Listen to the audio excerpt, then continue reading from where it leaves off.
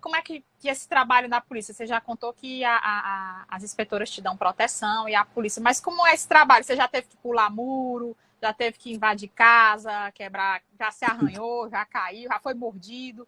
Conta aí pra gente se já aconteceu Eu algum queria tipo entrar metendo o pé na porta, mas elas não deixam, sabe? Tenho vontade, mas elas não deixam. não pode... Não, A é gente... assim, como é que é o processo? Quando a gente chega até o local, os inspetores, né, e os policiais do BPMA, eles primeiro avaliam o perímetro, veem que a situação está ok, então eu desço, né?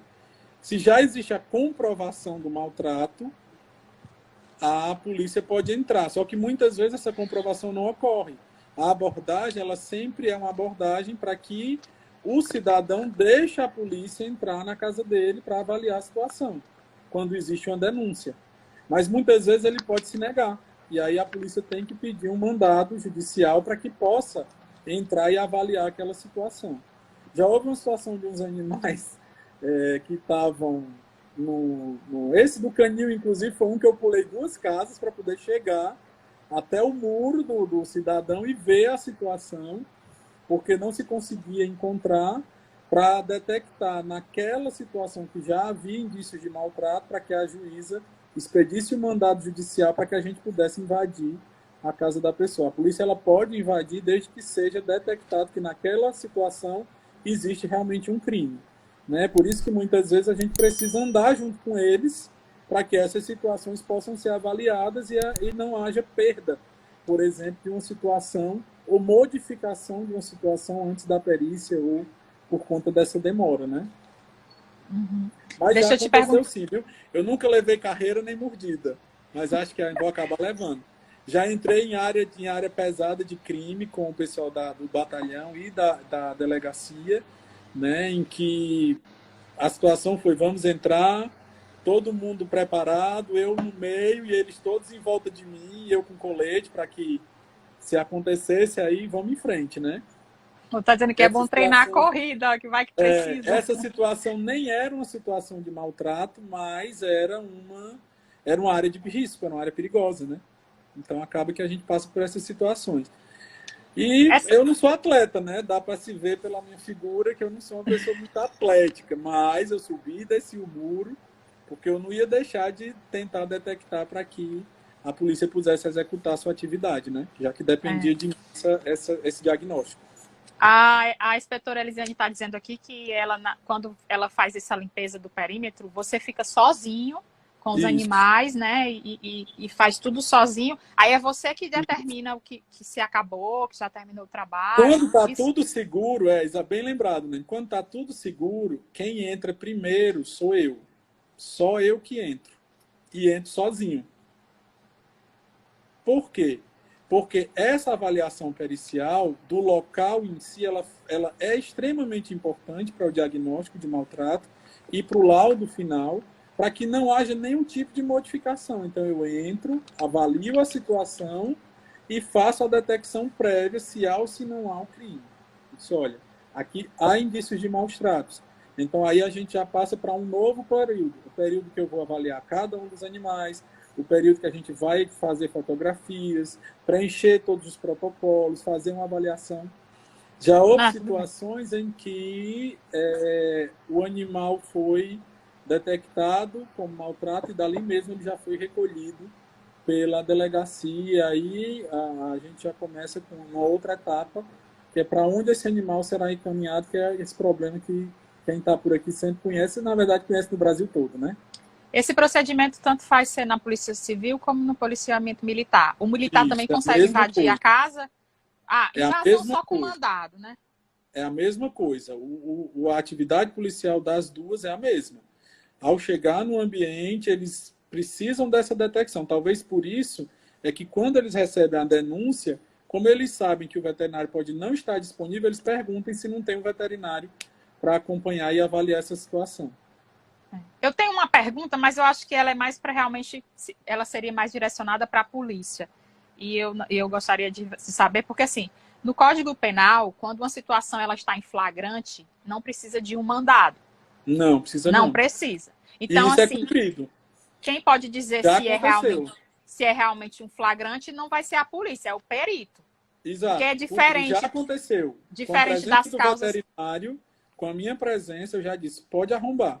E elas arrombam, porque Sem mandado. existe lá dentro, sem mandado. Isso aí não tem problema nenhum. Isso aí é atividade policial normal e é protegida por lei isso daí. Então, no exercício da profissão, no exercício da atividade policial, se existe um crime detectado acontecendo naquele ambiente, elas podem entrar. Não só os policiais da delegacia, como do batalhão. E isso ocorre.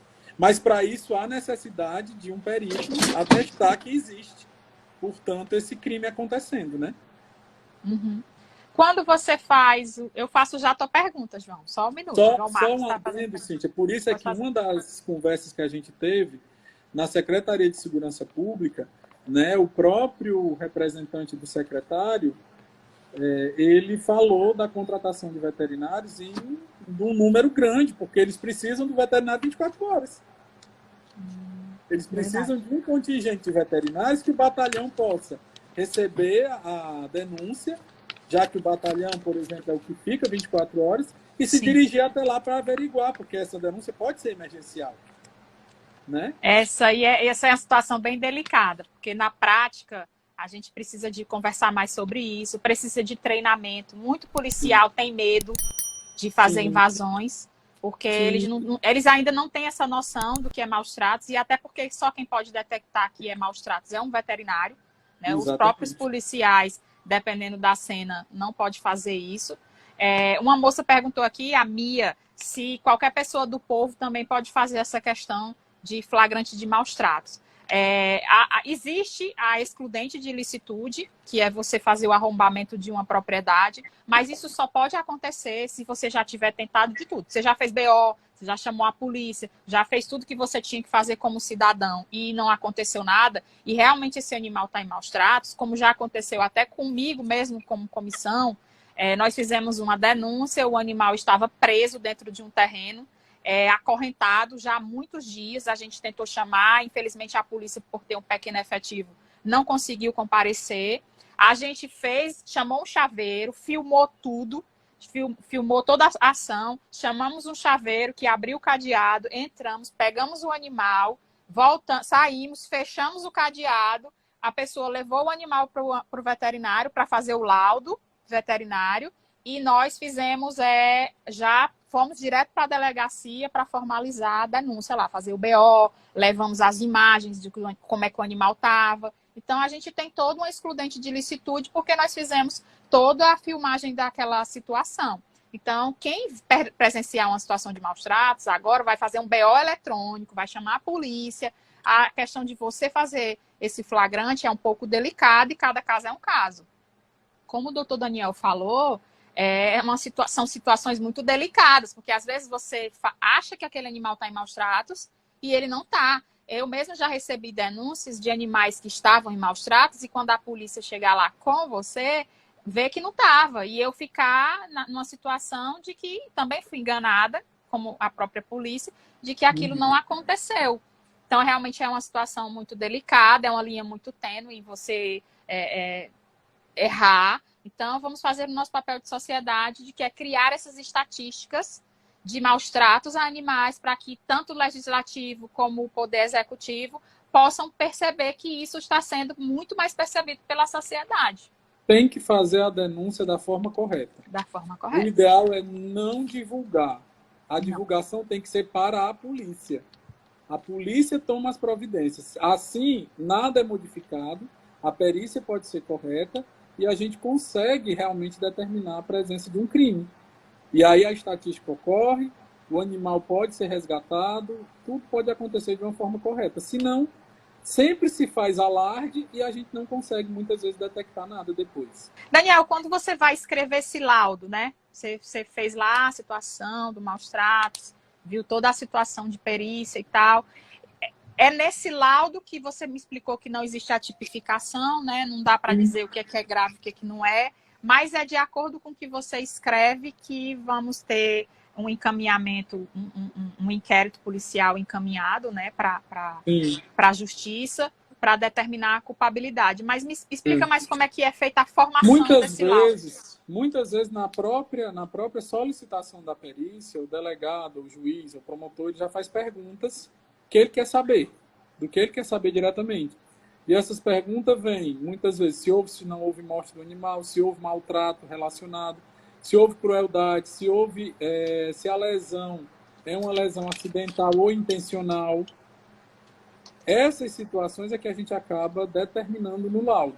Mas, no final das contas, para a legislação, a gente tem que dizer se houve maltrato ou se não houve maltrato. É só um sim ou não, né? Então houve maltrato ou não houve maltrato? Dentro da nossa atividade como perito, nessas situações, a gente faz, muitas vezes, um detalhamento. Né? Um detalhamento que pode, na mão de um advogado animalista, né, o termo? Uhum. Advogado animalista. Utilizado para que ele consiga levar para o juiz a informação de, além de haver maltrato, a crueldade e intenção. Uhum. E isso vem realmente porque a perícia ela vai até maltrato. Ela vai até maltrato, ela descreve a lesão, ela estabelece a causa e efeito, a questão de intencionalidade e outras coisas acabam indo muito mais pela interpretação e investigação policial e as interpretações que vão sendo feitas a partir desse laudo, a partir dessa perícia. Né? Então, a Regiane... Pode continuar. Pode perguntar, se alguém quiser interromper. É porque a Regiane está perguntando se a OAB pode fazer indicação nos quesitos de perícia. Mas você pode responder que não existe essa questão de solicitar quesitos em uma perícia não. assim, policial, né? É diferente de uma polícia na Justiça do Trabalho. Isso, você pede, quem solicita diferente. Agora, o que é que acontece? Eu acho que isso deve ser dito para que ela compreenda melhor. Uma vez que a perícia seja feita, ela pode ser, dentro de um processo judicial, pode haver novos quesitos que o perito tem que responder. E esses quesitos eles podem ser feitos pelas partes que estão envolvidas no perito. Tanto quem está sendo acusado, como quem está sendo defendido. Né? Vamos dizer assim, tanto pelo réu, pelo grupo que está com o réu, que seria o animal, como pelo que está sendo o acusador, como pelo que está sendo acusado. E pode existir a possibilidade também no direito? Podem aparecer para que a perícia responda. Ou, muitas vezes, a perícia pode responder também esses novos quesitos. A gente responde esses novos quesitos, estabelece essas respostas para que, a partir daí, os advogados, os juízes, os promotores vão em frente aí com o que eles precisam. E pode ser feito novos quesitos, isso vai depender. O juiz determina os prazos, né? Esses prazos que o juiz determina são estabelecidos pelo Código Penal, então tem que ser seguidos, né? E a partir daí vai para frente. Nós recebemos, voltando aqui para o doutor Daniel, a gente recebeu uma pergunta sobre anabolizantes em animais. Como é que é feita essa perícia? Perguntaram aqui como é que você faz. Agora, como é uma coisa muito íntima, né, para saber se o animal foi anabolizado, é preciso uma denúncia, uma apreensão desse animal, não é? Mas existe também a perícia nesse caso. Existe. Essa perícia ela é a avaliação do próprio animal, da performance que esse animal desenvolve, e você pode coletar material e fazer a análise química, que entra na química forense, né? E aí a gente tem que fazer a avaliação do uso da droga. Existem algumas drogas que são permitidas a utilização, né, para alguns animais de corrida, algumas situações em reposição, elas podem ser utilizadas, mas existem os critérios médicos para essa utilização, né? Elas não são utilizadas assim de forma leviana, vamos dizer assim. Quando a gente pensa, por exemplo, em animais que são utilizados, eu vou aqui utilizar um anabolizante, para que o animal tenha uma performance melhor, como muitas vezes as pessoas suspeitam que ocorre nas vaquejadas, em animais de corrida, né? Isso deve ser relacionado com isso a pergunta que ela fez. A detecção, ela tem que ser realizada, e isso pode ser um problema, porque não existe exame de doping realizado com frequência nos animais utilizados para esportes, vamos dizer assim. E, ainda assim, o tipo de droga utilizada, ela tem um tempo que ela permanece no organismo do animal, e que, se não for logo detectada, ela pode se dissipar ou estar em concentrações muito baixas, que podem representar a concentração, por exemplo, terapêutica utilizada e que pode ser justificada o seu uso, né? Então, a questão do doping envolve essa situação, especialmente porque a maior parte das detecções de drogas na química forense, elas são voltadas para as drogas ilícitas, né? Então, muitas vezes as drogas de uso médico e médico veterinário, elas ficam meio à parte, a não ser aquelas que são utilizadas, por exemplo, nos humanos para suicídio, né? Que é uma coisa comum. Então, quer dizer, se eu tenho um gato na minha casa e eu automedico ele com uma substância que ele não devia ter tomado e eu matá-lo, eu posso ser incriminada por maus tratos? Pode. Certo. Pode sim. Fê Pinheiro está perguntando aqui se nós vamos responder os questionamentos aqui. Sim. Ela perguntou, inclusive, sobre intencionalidade. Eu acho que ela passou aí alguma coisa. Eu não vi essa, deixei passar. Eu acho que não ficou claro algumas coisas. Existe a questão da intenção, ela pode sim ser detectada durante os exames que a gente avalia, pelos questionamentos que a gente faz e pelas avaliações que a gente faz. Existem lesões que são descritas como acidentais, a gente pode muitas vezes pensar em lesões. O animal teve aqui uma lesão pérfuro-cortante, entrou um objeto, ele caiu de algum local e esse objeto entrou no abdômen dele. É uma situação. Existe um trajeto linear, ou um trajeto que é realizado por esse objeto que a gente vê na lesão, que é totalmente diferente. Então, é uma lesão que provavelmente não foi acidental, ela pode ter sido intencional de fato. A gente tem como sim interferir nessa interpretação.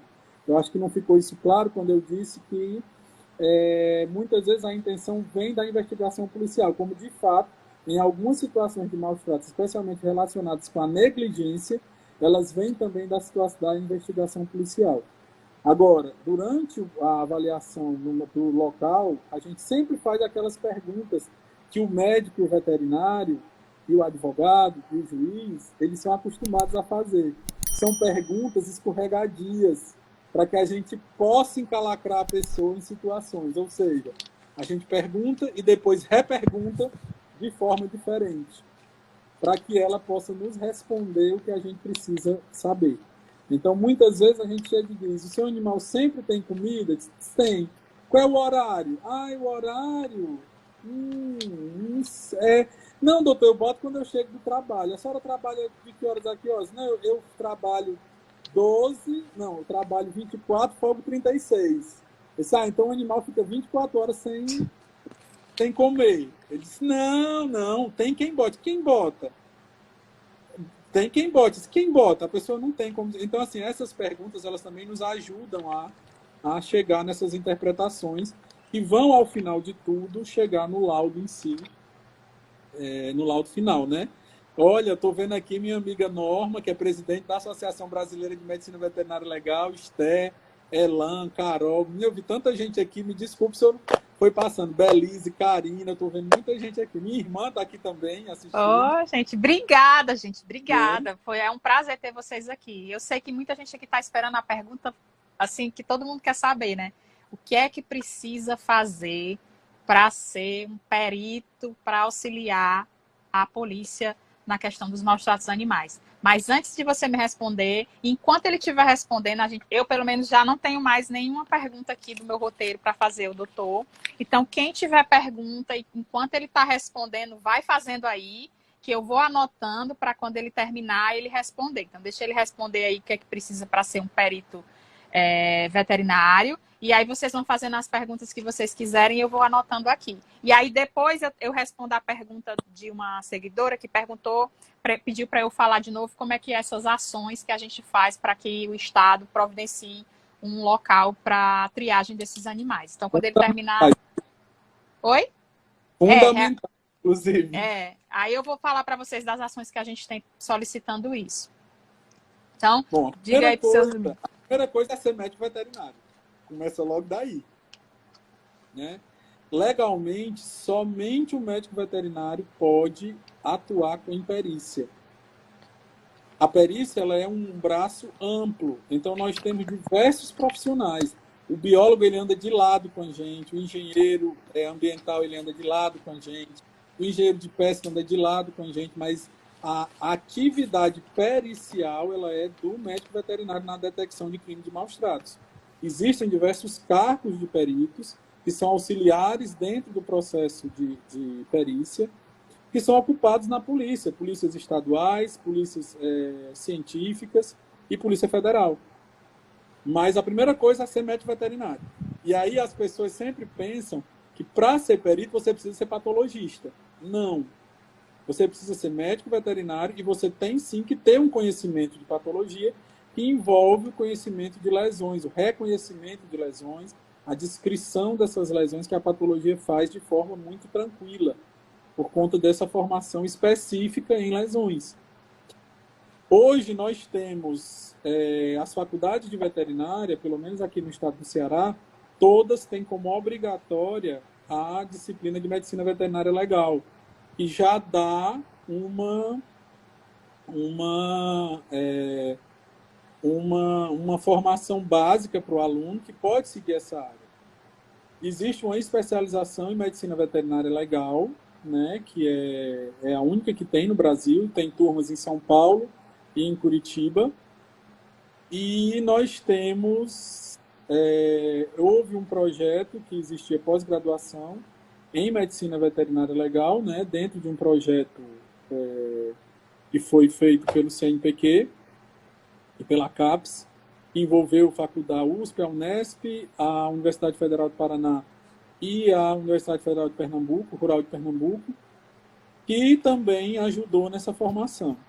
Nós temos hoje pessoas que são extremamente importantes nesse âmbito e que fazem formação frequente, como a Forensic Medvet, da doutora Thalia Missen. Ela, inclusive, agora está com um curso excelente aí que está passando, né? Eu acho que já está no final, mas é capaz dela abrir de novo, esse curso está sendo online.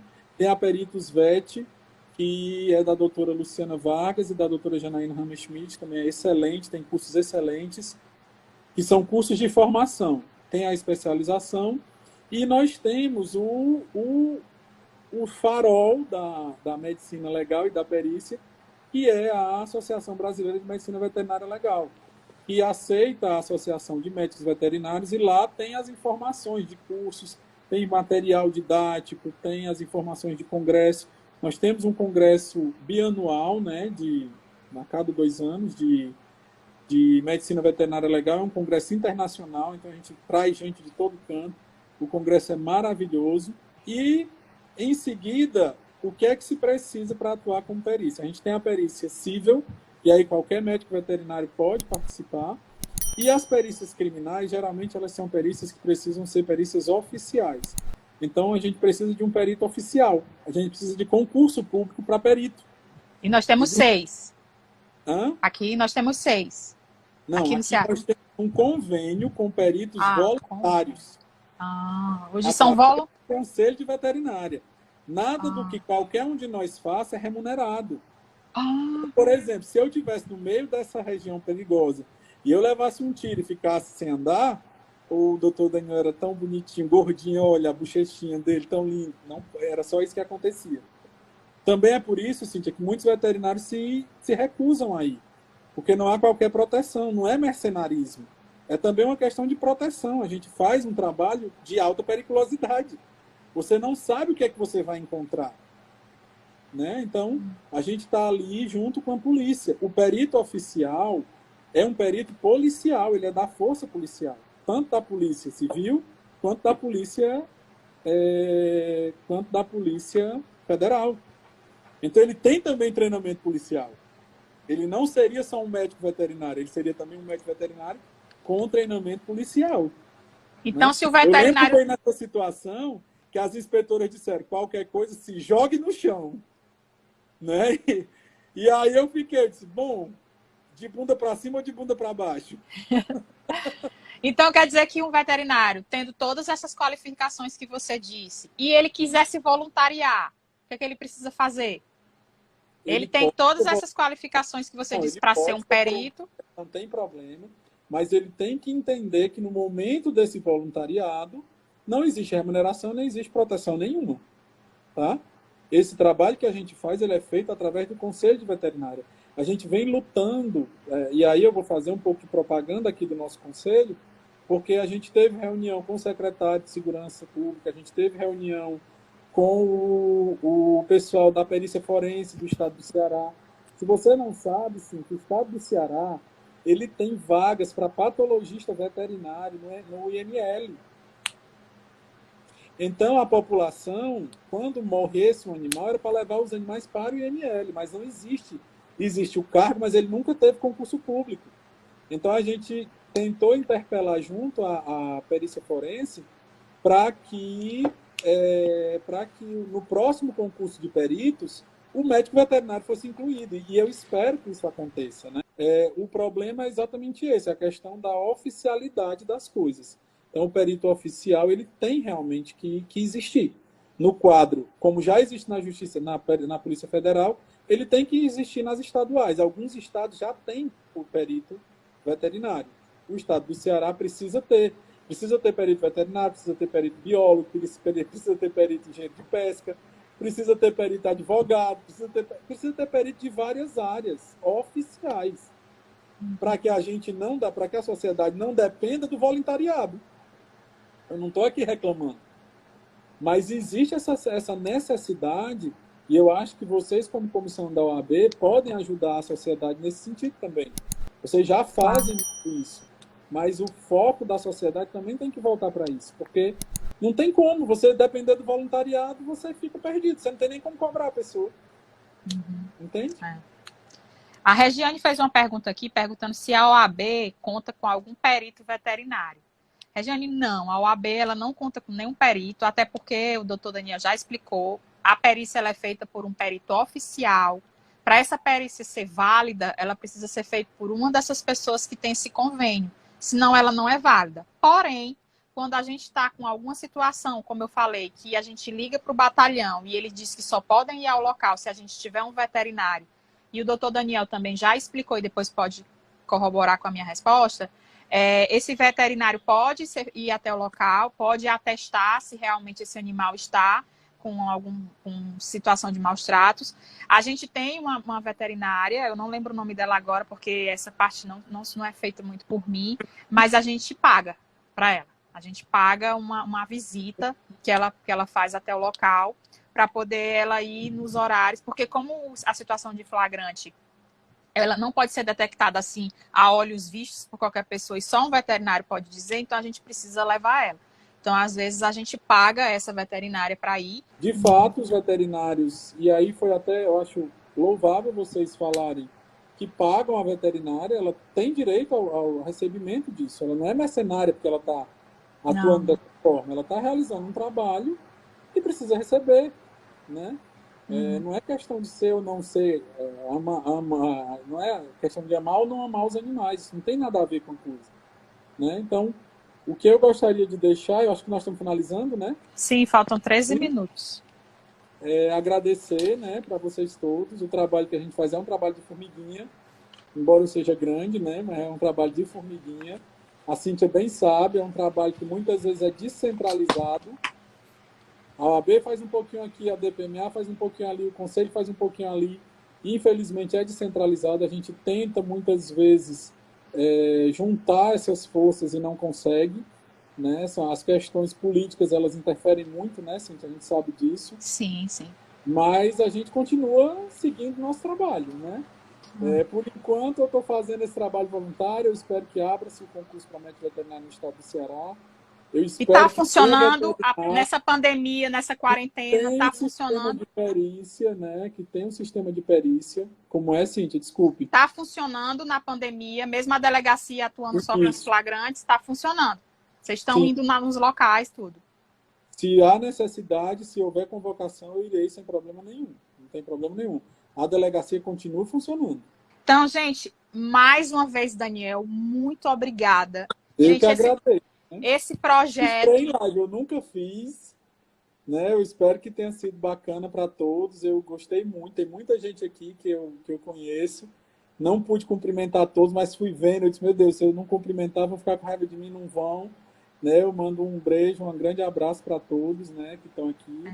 Eu espero que a partir de agora a gente consiga mais coisas aí para que a perícia ela se desenvolva É. aqui no estado, né? Até porque a medicina veterinária, como você falou, ela é um desses elos que a gente tem, né? O direito animal com a medicina veterinária tem que andar de mãos dadas, porque a gente precisa trabalhar junto para que esses animais sejam protegidos, para que a gente consiga também conscientizar as pessoas, para que cada vez menos os animais possam ter os seus direitos respeitados, a sua dignidade preservada. Muito obrigada. E falou de teoria do link, né? Vamos falar de teoria do Falei de link. teoria do link, porque quando tu disse que ia ter outra pessoa, eu disse, não vou entrar nesse cara. Gente, a gente vai ter um perito federal de Brasília, que é o doutor Sérvio Túlio. Segue ele aí no... Professor. Sérvio é professor de todo mundo que é veterinário que está aí na área da medicina legal, viu? Pois, gente, o doutor Sérvio Túlio... Na especialização. O doutor Sérvio Túlio vai estar numa live no dia 21, na segunda-feira. Os horários da live sempre são entre 17 e 17h30. Porque eu tenho medo de entrar às 19 e dar muito congestionamento e a live ficar caindo. Então, a gente vai fazer essas lives no meu Instagram. Esse projeto é levar as pessoas do direito animal da hora da denúncia até o dia do julgamento. Então, a gente vai ter todos os entes participantes desse evento, de tudo, de todas as áreas, e a gente vai se preparar para poder A única pessoa que eu ainda não consegui foi ou as pessoas da DPMA ou do BPMA, porque como eles são entes que precisam de autorizações de ordens superiores, então demora um pouco mais. Mas a gente vai tentar... Chama a Elisiane ou o doutor Hugo. Ele sempre manda. A Elisiane, ela é uma ótima parceira. Ela é bióloga, viu? Vale a pena. Ela é bióloga. Além de ser a inspetora-chefe, ela é a bióloga. E ela é sempre designada. Ela já deu até uma palestra pra gente num evento. Ela é muito boa nesses assuntos. Então, assim que meu ofício for aceito... Eu acho que eu vou virar liveiro agora também. Pronto, então você faz a live. No dia que você quiser fazer eu vou fazer um direito animal para te chamar. Pronto, a gente vai fazer. E se quem quiser me levar para a faculdade, na semana de direito, ou na semana de coisa de veterinária, é só marcar que a gente vai fazer a palestra aí sobre direito animal. Tá bom. Beijo, gente. Obrigada, viu? Ficaram 2 vezes. Tchau. Tchau. Boa noite a todos.